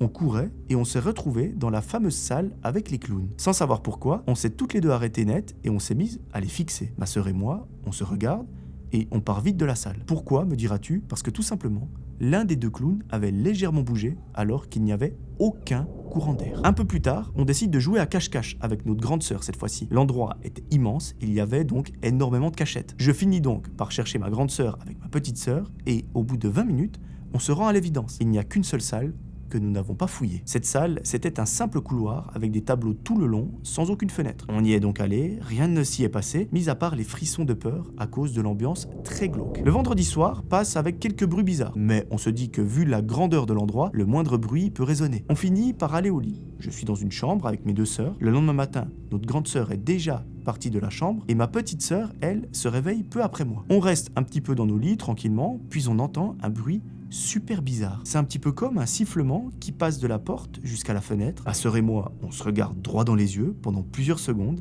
avant qu'elle me demande « C'est toi qui as fait ce bruit ?» Évidemment, ce n'était pas moi. Je pensais même d'ailleurs que c'était elle. On est allé raconter ça à nos parents et notre père nous a répondu « Vous en faites pas, c'est moi qui ai appelé le chien tout à l'heure. Probablement que ça a dû résonner. » Bon, ça nous a un petit peu rassurés, mais pour être honnête, ma sœur et moi, on n'y croyait pas du tout à son explication. Pour information, notre chien s'appelle Loulou. Donc, quand on appelle son nom, ça n'a rien à voir avec un sifflement. Et notre père nous a pourtant bien précisé qu'il l'avait appelé par son prénom et qu'il n'avait pas sifflé. Donc, ça ne concorde pas. La journée du samedi se passe, les invités arrivent. Dans l'immense jardin se trouvait une petite cabane abandonnée, dont la porte était verrouillée par une chaîne et un gros cadenas, et les fenêtres étaient très hautes. Mes cousins ont eu la bonne idée de balancer des pierres sur les vitres. À l'arrivée de mon père, on s'est tous mis à courir parce qu'on voulait pas se faire cramer, mais ma cousine s'est ouvert la lèvre sur un fil d'étendoir, au point où elle a dû se rendre à l'hôpital. Je ne suis pas sûr que cela ait un rapport avec tout le reste, mais voilà. Pendant la soirée, mes chiens se sont mis à s'agiter énormément sans raison. Ils ont aboyé, etc. Melvin, je te promets sur ce que j'ai de plus cher, je ne les avais jamais vus comme ça. Après, peut-être que ça peut aussi s'expliquer à cause de la grande foule qu'il y avait. En résumé, je n'ai jamais vraiment su ce qui s'était passé là-bas, ni si tous ces événements avaient une explication. Tout ce que je sais, c'est que ma sœur et moi, on a bien flippé. Notre week-end s'est malgré tout super bien passé. On a même d'ailleurs voulu y retourner, mais malheureusement, l'endroit a été racheté, donc il n'y avait plus la possibilité de faire une location. On n'aura malheureusement donc jamais la réponse à nos questions. En tout cas, merci beaucoup d'avoir pris le temps de me lire. Continue de raconter des histoires d'horreur. Merci pour tout ce que tu fais. Merci à toi pour ton histoire, j'espère que je l'ai bien raconté. Alors la possibilité, ma théorie rationnelle, c'est que ce genre de sifflement, je sais que moi j'avais ça dans l'ancienne maison où j'habitais, la maison de chez mes parents. C'est une maison en bois. Alors je sais pas si ça a à voir avec le fait que ce soit du bois, mais typiquement quand il y avait beaucoup de vent à l'extérieur, ça faisait dans la maison un bruit d'éléphant. Et je mens pas, c'est pas une blague. On aurait vraiment dit qu'il y avait des éléphants qui gueulaient dans dans la maison, parce que en fait le vent passait sous les portes et ça faisait une espèce de bruit chelou. Donc peut-être qu'avec ta sœur, vous avez eu affaire à un sifflement qui est provoqué par du vent qui passe sous une porte ou dans un creux ou je ne sais quoi. C'est pour moi la théorie la plus plausible. Je sais pas, si vous en avez d'autres, à nouveau faites-en part, mais j'ai envie de partir sur ça. Coucou, j'ai une histoire qui pourrait peut-être t'intéresser. Je te suis sur YouTube depuis à peu près 1 an et j'adore ce que tu fais. Continue comme ça, merci beaucoup, c'est très gentil. Alors voilà mon histoire. Tout d'abord, je m'appelle Lohan et j'ai 18 ans. Cette histoire n'est pas paranormale. Durant un été en Sicile avec mes parents, je devais avoir entre 10 et 12 ans. Aimant beaucoup le voyage et la découverte, nous faisons beaucoup de routes. Un des jours où nous nous amusions à explorer des endroits peu touristiques, après 2 à 3 heures de route, sous un soleil écrasant, nous avons décidé d'essayer de trouver un restaurant. Nous sommes entrés dans un domaine signalé par un panneau sur le bord de la route qui décrivait un restaurant 4 étoiles avec accès à la plage. Ce qui, pour être honnête, vendait franchement du rêve au beau milieu de nulle part. Nous avons descendu une petite route bordée de vignes, encadrée de hauts murs, et le domaine était extrêmement vaste. Il était silencieux et franchement, la beauté, elle était irréelle. Ma mère aimait bien consulter les avis avant d'aller manger quelque part, alors on a cherché le nom du restaurant sur internet, mais le réseau ne passait pas du tout à cet endroit. On a donc décidé de voter à main levée pour savoir si on faisait demi-tour ou non. Le vote était unanime. On restait manger ici. On s'est garé sur un petit parking. En se dirigeant vers l'établissement, la première chose qui m'a frappé, c'est qu'il était bizarrement petit pour un restaurant 4 étoiles. Je m'en souviendrai toute ma vie, sa façade était d'un blanc tellement intense que ça paraissait irréel. En s'avançant vers la terrasse, on a remarqué qu'une seule table était dressée. Une seule, en plein milieu du service du déjeuner, à midi passé, par une chaleur suffocante, il n'y avait qu'une table mise. C'était étonnant, mais on s'est installé sans rien dire. Un jeune homme est venu se présenter comme étant le serveur. Il était très bien habillé, même un petit peu trop. Une chemise impeccablement repassée, sans la moindre trace de sueur, malgré le fait qu'il faisait à peu près 40 degrés, une belle Rolex au poignet, des chaussures qui devaient certainement coûter à peu près un SMIC. Mais même en trouvant ça bizarre, on s'est dit qu'il ne faut pas juger.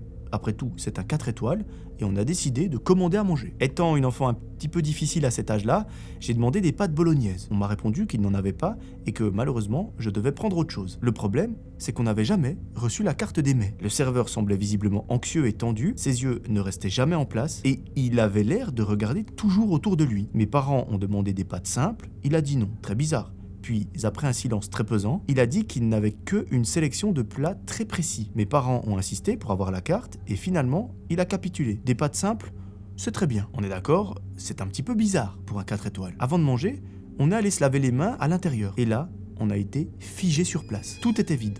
Pas un meuble, pas un tableau au mur, pas de lustre, pas de table, pas de décoration, rien.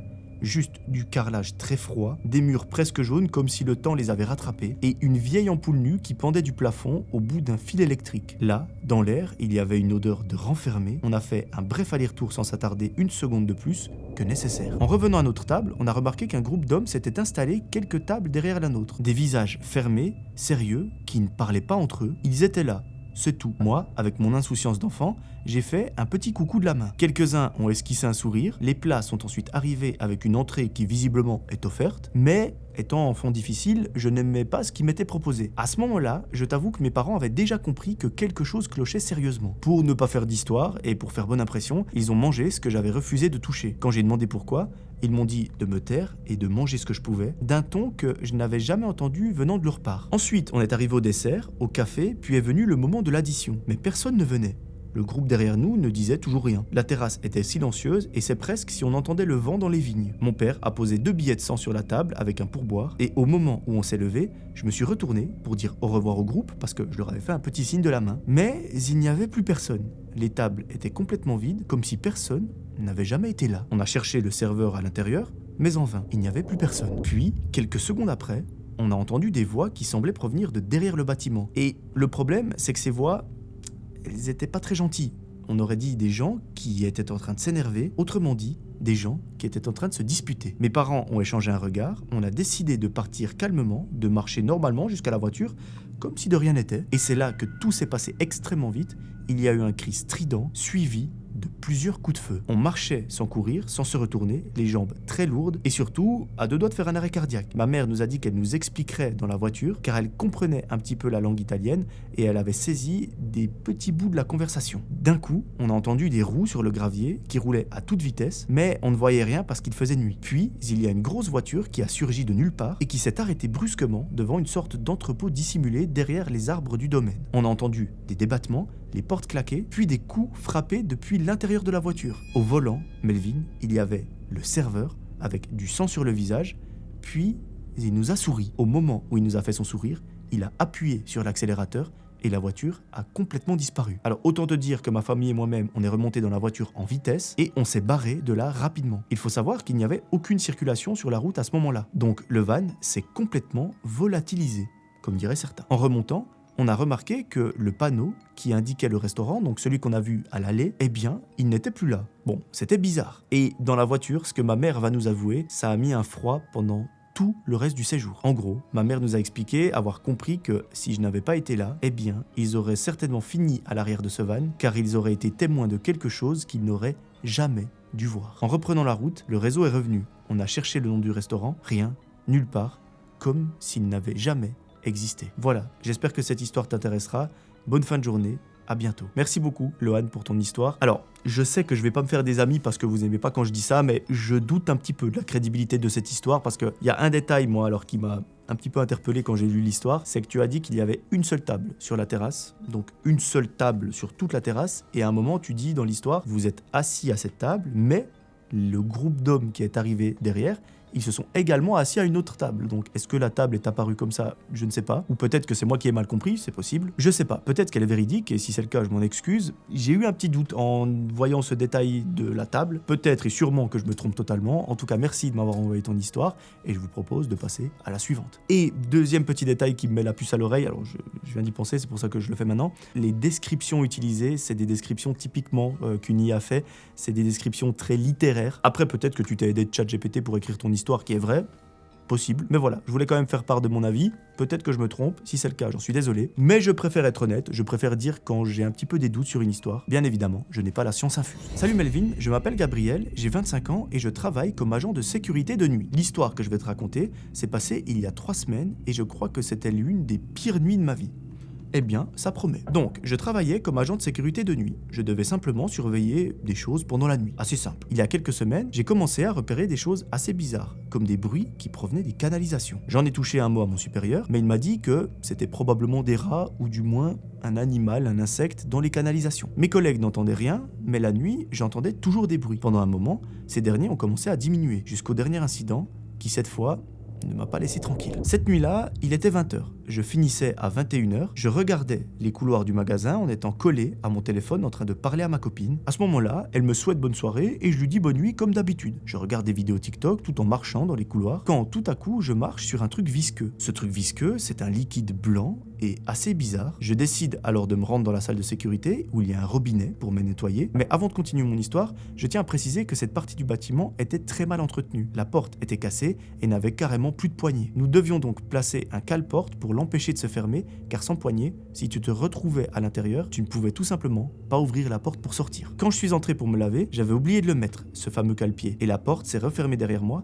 sans que je le remarque. Je me mets devant les bureaux, je m'assieds sur la chaise et je regarde TikTok pour que le temps passe plus vite. C'est à ce moment-là que j'entends de nouveaux bruits, pas dans les canalisations, mais cette fois-ci dans le couloir. Il ne dure pas plus de 3 secondes, alors je me dis que j'ai rêvé. Quand les lumières s'éteignent d'un coup et que je suis plongé dans le noir, je me dis que c'est peut-être une petite panne de courant, même si c'est bizarre, car l'électricité, elle est constamment vérifiée. Je me lève de ma chaise, je prends ma lampe torche, mais je n'arrive plus à ouvrir la porte, parce que, de nouveau, il n'y a plus de poignée et je n'avais pas mis le cale-porte. Je force, la porte ne s'ouvre pas, je donne des coups de pied, et soudain, j'entends un bruit qui provient des canalisations. Là, je sens une odeur abominable, comme s'il y avait un corps en putréfaction. Je fixe l'ouverture de la ventilation et je vois 2 petits points qui sortent de l'ombre. Je grimpe sur ma chaise, j'allume ma lampe torche en direction de l'ouverture d'aération et là, je vois un putain de visage qui me fixe avec un énorme sourire aux lèvres, la bouche en sang comme si la personne s'était mutilée. J'ai tellement eu peur que mes jambes lâchent sous moi et je tombe sur le sol. D'ailleurs, à ce moment-là, je me suis fait une entorse. Mon téléphone, lui, tombe de ma poche, mais moi, je suis complètement figé par la peur. Je sens ensuite quelque chose qui se pose sur moi et là, Melvin, quand j'ai vu de quoi il s'agissait, j'ai cru que j'allais gerber ou mourir, je ne sais pas. C'était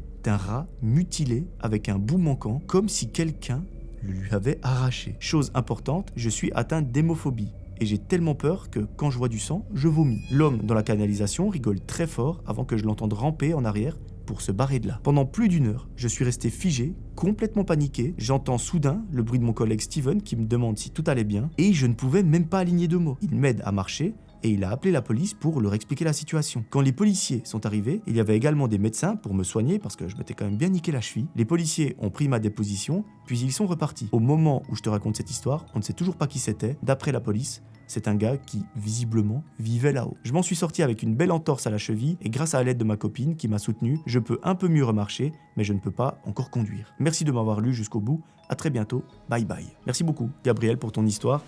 Histoire extrêmement glauque. Enfin, gore plutôt, je peux dire, parce que bon, y a quand même un gars qui a bouffé un rat vivant. Enfin, voilà, c'est un peu chelou comme pratique, mais chacun ses trucs. Le seul truc, moi, qui, je sais pas, c'est bizarre, c'est que la police, elle dit que c'était un mec qui habitait là-haut. Je veux dire, on n'est pas dans un film. On ne peut pas habiter dans des canalisations, ou alors peut-être que je ne sais pas comment ça fonctionne, peut-être qu'il y a une grande pièce, etc. Mais ça reste des tuyaux. Comment est-ce que la police peut dire qu'on habite là-dedans, enfin que potentiellement quelqu'un habite là-dedans? Je sais pas, ça me paraît un petit peu bizarre. En tout cas, j'ai pas d'autres explications, si ce n'est que c'est un fou furieux. C'est juste le terme à utiliser. Je te souhaite un prompt rétablissement pour ta cheville et merci à ta copine de prendre soin de toi et de t'aider à pouvoir remarcher et peut-être même à reconduire un jour. Je dis ça en mode t'as perdu une jambe, mais non, tu pourras reconduire un jour, il faut juste prendre le temps. Salut Melvin, j'espère que tu vas très bien. En ce moment, je t'écoute sur Spotify et j'ai finalement eu le courage de te raconter cette histoire. Même si tu ne la choisis pas pour tes vidéos, je tiens à te la partager. Déjà, je commence par me présenter. Pas de souci de dire mon prénom, je suis Alès et je suis bolivienne. Désolé si jamais mes phrases ou certains mots semblent un peu maladroits, le français est ma deuxième langue et ça fait très longtemps que je n'avais pas écrit en français. Pour l'instant, c'est un sans faute, c'est très compréhensible, je suis incapable de parler une autre langue comme tu parles le français. Cette histoire est arrivée bien avant que je parte en France pour mes études. J'étais en terminale et on venait de déménager, mon père, mon frère et moi. On a déménagé dans une maison qu'on nous avait prêtée le temps que notre vraie maison se libère des personnes qui la louaient. Pour mieux t'expliquer, il faut aussi que je te donne des détails historiques sur le lieu où se trouvait cette maison. Ah non, là tu as pas été gentil, tu as donné des noms de lieux que je vais prononcer très mal et les gens vont se moquer de moi dans les commentaires. Alors,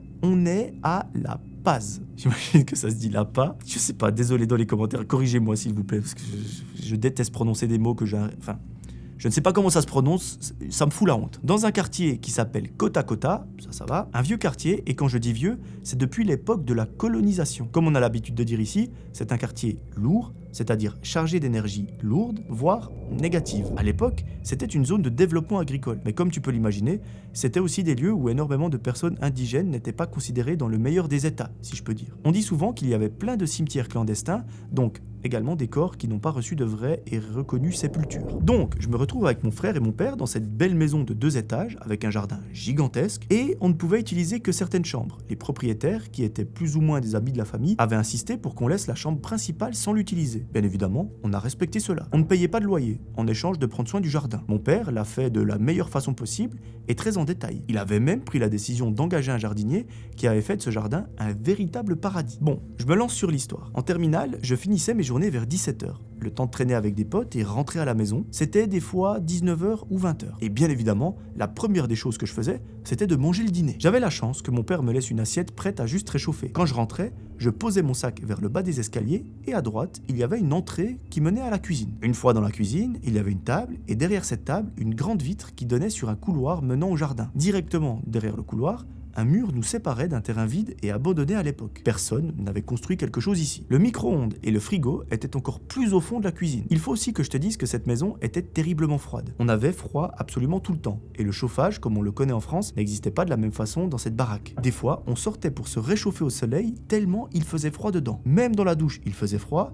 Même si on laissait couler l'eau chaude, il faisait froid, au point où depuis qu'on avait déménagé dans cette maison, mon père avait un rhume. C'était une sorte de grippe permanente, il était tout le temps malade. Tu comprendras par la suite pourquoi cette information est importante. Alors, un jour, je rentre du lycée. Comme d'habitude, je me dirige à la cuisine pour réchauffer mon dîner, je le mets au micro-ondes, je le sors et je vais m'asseoir sur la table qui donne à la baie vitrée pour manger. Donc, rien de bizarre jusque-là, tu me diras. Tout va soudainement changer. Au moment où je pose l'assiette sur la table, la lumière de la cuisine était déjà allumée car il faisait noir dehors et je regarde le reflet de moi-même sur la vitre. Donc, c'était un petit peu flou. Et là, j'ai l'impression de voir un truc un peu clair, un peu blanc, pas vraiment une forme, juste un truc bizarre. Mais tout ça s'est passé très rapidement. Par réflexe, je regarde donc derrière moi vers le côté gauche qui donnait vers les escaliers et là, je sens un truc venir contre moi super vite. Pas un truc physique que je pouvais toucher, mais un truc un peu translucide, blanchâtre. Vraiment, depuis le temps, je ne sais pas trop comment l'expliquer car c'était très rapide. Mais aussi, ce n'était pas que visuel. Surtout qu'en 2 secondes, j'ai senti ce truc se lancer sur moi et j'ai eu une panique comme jamais de ma vie. J'ai eu tellement peur que je ne sais pas si je suis resté bloqué 1 minute ou 4 secondes. Je sais juste que mon corps a décidé de courir le plus rapidement possible. J'ai couru à toute vitesse, j'ai monté les escaliers pour rentrer directement dans la chambre de mon père qui était la première à l'étage. Je rentre en panique et en pleurs et je n'arrivais même pas à parler. Mon père, méga surpris évidemment, me prend dans ses bras et me demande ce qu'il se passe. Il me répète cette phrase, mais je n'arrivais pas à lui répondre. J'arrivais à peine à lui dire « En bas, il y a quelqu'un ». Là, mon père appelle immédiatement mon frère, il lui dit « Nico, il y a quelqu'un à la maison, sors l'arme », parce que oui, on avait une vieille arme à la maison, 100 balles, jamais utilisée, mais histoire de dissuader quiconque oserait venir dans la maison. Mon frère court à la chambre de mon père, il entre, et tous les deux décident d'aller voir en bas ce qu'il se passe. Mon père voulait aussi y aller, mais je lui ai dit « Non, tu restes ici », et je ne le lâchais pas. Entre tout ça, je pleurais évidemment sans arrêt, totalement en panique. Je ne sais pas vraiment combien de temps est passé, mais la maison était énorme et le jardin aussi. Mon frère revient et il dit « Il n'y a personne, il n'y a rien qui manque, tout a l'air normal ». Alors, un peu plus calme, j'essaye d'expliquer ce que je venais de vivre. Il me voyait évidemment dans un état comme il ne m'avait jamais vu, et ce que je leur expliquais, on dirait que ça avait pas beaucoup de sens pour eux. Suite à cela, pendant 1 semaine, mon frère est venu dormir dans mon lit car je voulais pas être seul. Pendant encore 1 mois ou plus, mon copain de l'époque me parlait au téléphone jusqu'à ce que je m'endorme. Après quelques mois, on a finalement eu l'opportunité de revenir dans notre propre maison, les personnes qui la louaient étant parties. Des mois après avoir redéménagé, les propriétaires de cette maison viennent à la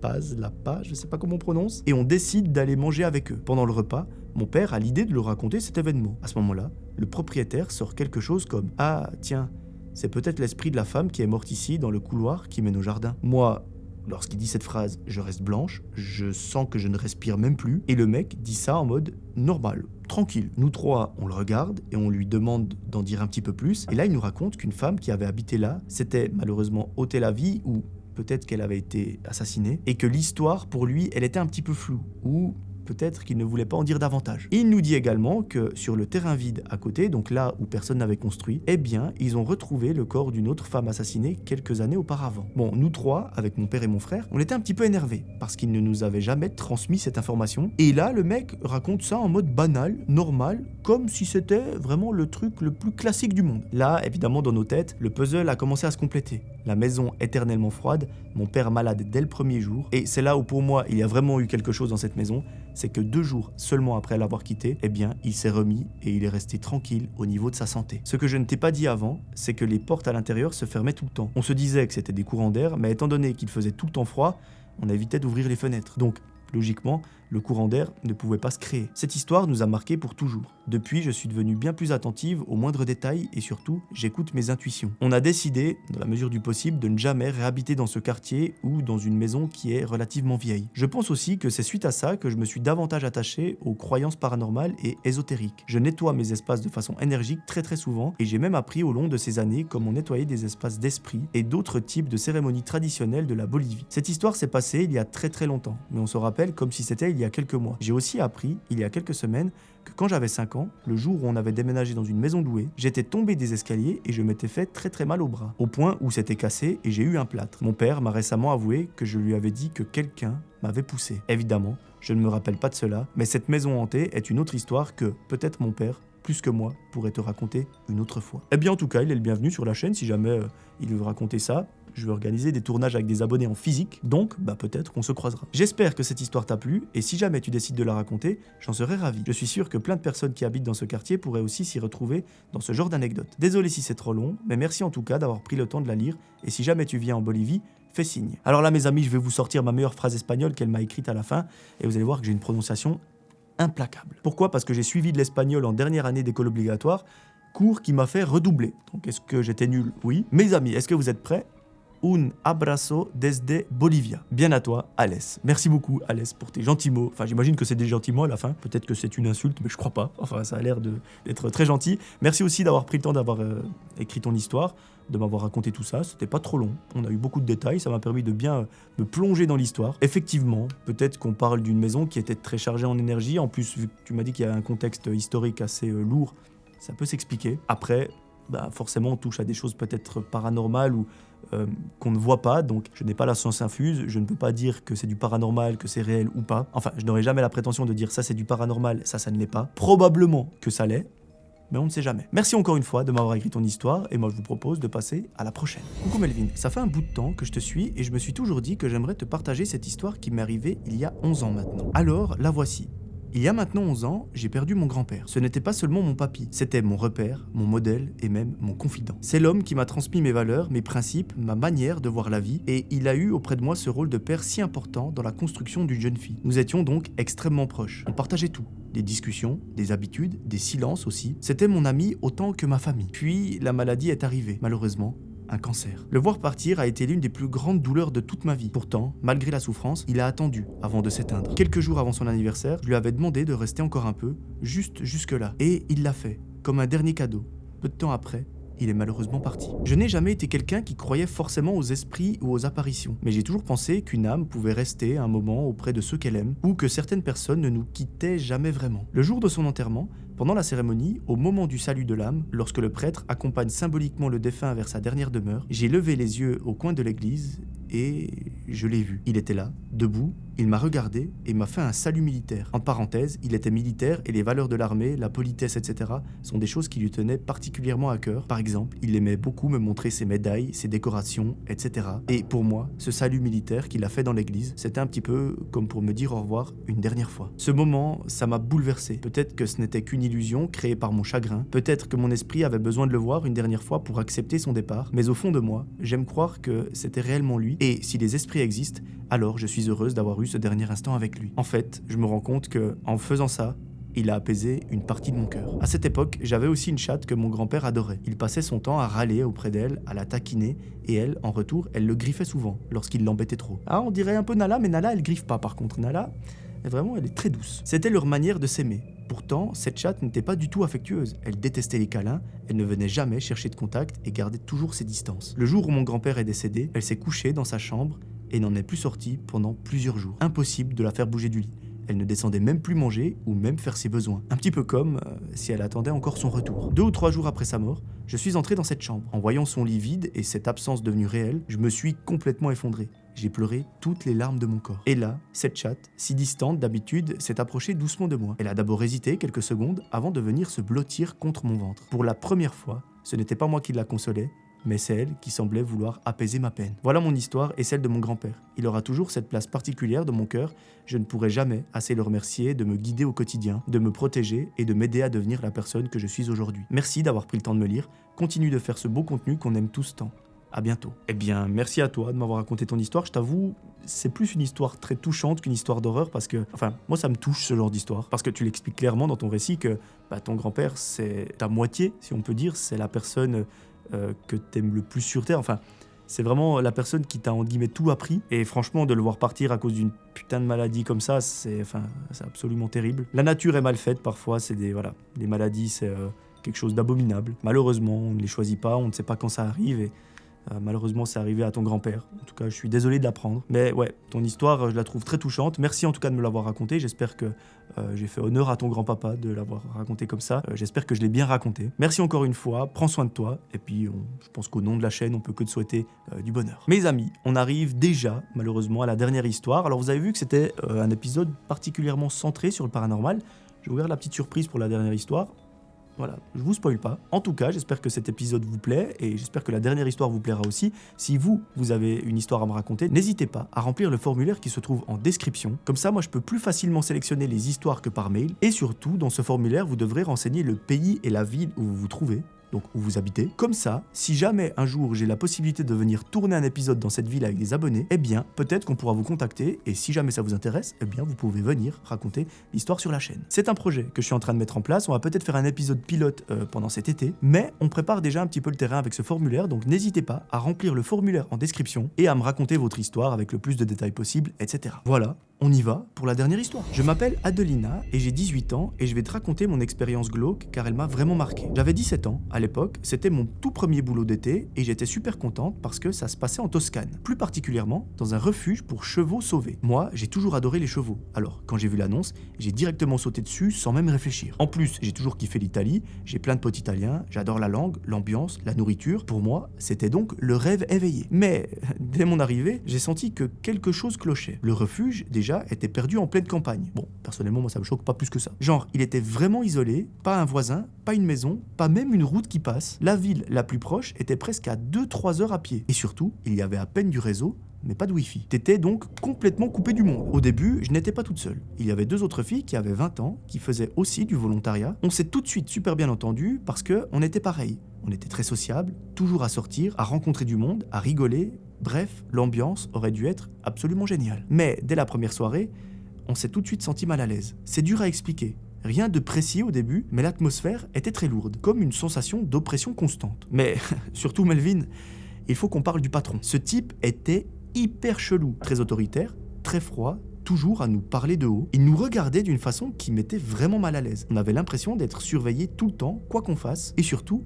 il nous insultait en permanence, mais en italien. Le premier soir, après le boulot, on était dans l'appart, à essayer de cuisiner ensemble. Mais l'ambiance, elle était catastrophique. Plus on parlait, plus on réalisait qu'aucune de nous ne se sentait bien ici. Les filles ont commencé à dire qu'elles voulaient carrément rentrer chez elles. Et c'est là que les choses ont commencé à devenir vraiment étranges. Pendant plusieurs jours, impossible de partir normalement. Chaque fois qu'on essayait de sortir, le patron trouvait une excuse. Une fois, on a tenté d'aller jusqu'à Pise pour louer une voiture et prendre un peu l'air. Finalement, on s'est retrouvé coincé là-bas le soir et on a dû rentrer en stop. Quand on est revenu au refuge, il faisait nuit et d'un coup, devant la porte, il y avait ce patron. Il regardait la porte fixement dans le noir complet. Quand il nous a entendus arriver, il s'est tourné lentement vers nous et il nous a dit que sortir était interdit, puis il est parti. Le lendemain, on a commencé à remarquer des trucs vraiment glauques dans l'appart. Des traces de mains sur les fenêtres, des marques marron sur les murs, comme de la boue ou peut-être pire, du sang séché, et surtout, une porte qui était ouverte avant avait été fermée à clé. Sauf que, malheureusement, tu t'en doutes bien, on n'avait pas la clé. À côté, il y avait une affiche apparue de nulle part qui disait de ne surtout pas mettre les mains sur le mur. Le lendemain matin,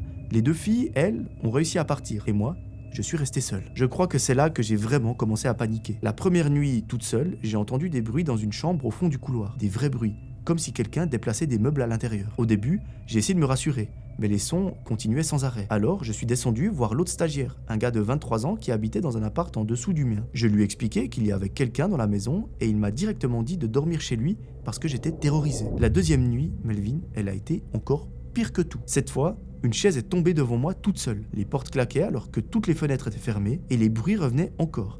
Toujours dans cette chambre, au fond du couloir. Je me souviens que le couloir était complètement noir parce que la lumière ne marchait plus. Je tremblais tellement que j'avais l'impression de ne plus sentir mes jambes. J'ai ouvert la porte de cette fameuse chambre et là, j'ai vu des centaines d'insectes partout. Des mouches, des moustiques, des cousins, des trucs volants dans toute la pièce. Impossible de comprendre d'où ils venaient. Moi, à ce stade, j'étais au bord de la crise de panique. En plus, il y avait constamment des bruits venant d'un appart vide en dessous du mien, alors qu'il était censé y avoir personne dedans. Là, le stagiaire a été cool. Il m'a donné une caméra de surveillance et il m'a expliqué qu'il l'utilisait lui-même parce qu'il était parano et qu'il avait peur que quelqu'un rentre chez lui. Alors, évidemment, on a installé la caméra dans ma chambre. Et pendant 2 jours, je n'ai même plus dormi dans mon appart tellement j'étais terrifié. Un soir, mon collègue a carrément démissionné. On est sorti pour fêter ça et on est rentré vers 4h du matin. C'est le lendemain matin à 8h que je reçois un message du patron.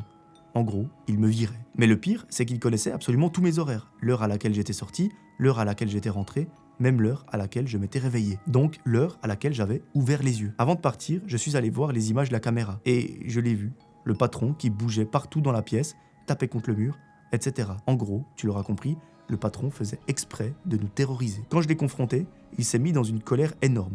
Mon collègue est venu me défendre et ça a explosé en dispute. Après ça, l'employée la plus âgée nous a avoué que ce mec faisait ça depuis très longtemps, que c'était pour ça qu'il y avait toujours des employés différents chaque semaine. Apparemment, il adore faire peur aux gens, c'était lui qui entrait dans les appartes, lui qui faisait les bruits, lui qui déplaçait des objets et des meubles, lui qui coupait le wifi et certaines lumières pour qu'on panique. En gros, tout avait une explication. Mais il y a une chose que je n'arrive toujours pas à comprendre, c'est la chaise qui est tombée toute seule. Et ça, malheureusement, je ne sais toujours pas comment c'est possible. Voilà mon histoire. Je tiens à préciser que la caméra de surveillance contenant les preuves est aujourd'hui dans les mains de la justice. Parce que oui, je suis encore en train de me battre avec pour pas laisser passer ça. Cette histoire me tient vraiment à cœur car elle est tout de même très récente et elle a été très dure à vivre pour moi. Personne ne m'a jamais cru, sauf ma meilleure amie. Merci beaucoup Adelina, j'espère que j'ai bien raconté ton histoire. C'est pas de paranormal, bon, l'histoire de la chaise, je ne sais pas, mais on a juste affaire à un patron qui est un véritable connard, si on peut dire, comme il y en a malheureusement beaucoup sur cette planète. En fait, moi, je vais te dire ma vision des patrons qui sont des connards, et tu me diras ce que t'en penses. Et je me dis, alors c'est très précis comme vision, je me dis qu'un patron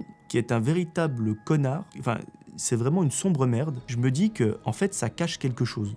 Dans le sens, en fait, je me dis, quand tu es patron d'une boîte, que ce soit Google, que ce soit un refuge pour chevaux abandonnés ou quoi, si tu en viens à maltraiter tes employés, à faire le fou, à faire des trucs chelous, derrière, tu dois vraiment avoir une vie de merde. C'est un petit peu comme les patrons ou les managers, etc., qui font du mobbing envers d'autres employés, donc qui les harcèlent clairement, qui les poussent à la démission ou qui font exprès de leur donner une boule au ventre. Eh bien, je me dis, mais en fait, derrière, vous devez vraiment avoir une vie de merde pour vous prendre la tête au taf, alors que vous avez tout dans votre vie. Je veux dire, vous êtes marié, vous avez des enfants, vous gagnez bien votre vie, vous avez un poste à responsabilité. Qu'est-ce que vous allez vous faire chier au taf à faire peur aux employés? Je sais pas, pour moi ça cache un mal-être, ça cache même peut-être des problèmes dans la tête ou une vie de merde en général. Peut-être que ça te rassure, peut-être pas. En tout cas, j'espère que mes paroles te rassurent. Peut-être que ça fait tout l'inverse. Je suis désolé, mais c'était pas toi le problème. Mais malheureusement, c'est courant d'avoir des patrons qui sont des véritables connards, si je peux utiliser que ce terme. Et voilà, faut juste savoir vivre avec, faut savoir prendre du recul, se dire que ta vie est bien, eux ils ont une vie de merde, c'est pas ta faute. C'est comme ça. En tout cas, j'espère que ça reste derrière toi, que c'est une mauvaise expérience et qu'on oublie, et qu'aujourd'hui tout va extrêmement bien pour toi, que tu es en bonne santé, que tu es heureuse, et que les meilleurs jours sont à venir. Voilà, mes amis, on a terminé cette vidéo, j'ai lu tous vos témoignages, non, j'ai pas lu tous vos témoignages, j'en ai lu certains. Vous êtes très nombreux et nombreux à m'écrire, je peux malheureusement pas tous les sélectionner, en tout cas, je vous remercie du fond du cœur, parce que ça prend du temps d'écrire, ça prend du temps de raconter une histoire, et vous le prenez pour un gland comme moi, donc merci du fond du cœur. Il y a également des épisodes, comme je vous l'ai dit avant cette histoire, en présentiel, en physique, avec vous, que j'aimerais tourner, donc n'hésitez pas à remplir le formulaire qu'il y a dans la description, en me racontant votre histoire, en m'indiquant où vous habitez, pas la rue, l'adresse, etc., ça je m'en fous, simplement la ville, comme ça, peut-être qu'un jour vous aurez l'occasion de venir raconter votre histoire face à la caméra, et surtout, on aura l'occasion de se voir. Voilà, moi je vous ai tout dit, encore un grand merci à mes amis de chez Oli d'avoir sponsorisé cette vidéo. Je vous rappelle, le lien est en description, utilisez le code Melvin si jamais vous commandez, comme ça vous obtenez 10% de réduction sur votre commande, et moi, je vous fais de gros bisous, je vous dis à très vite pour un nouvel épisode, d'ici là, j'aimerais que vous preniez soin de vous, c'était Melvin, ciao tout le monde.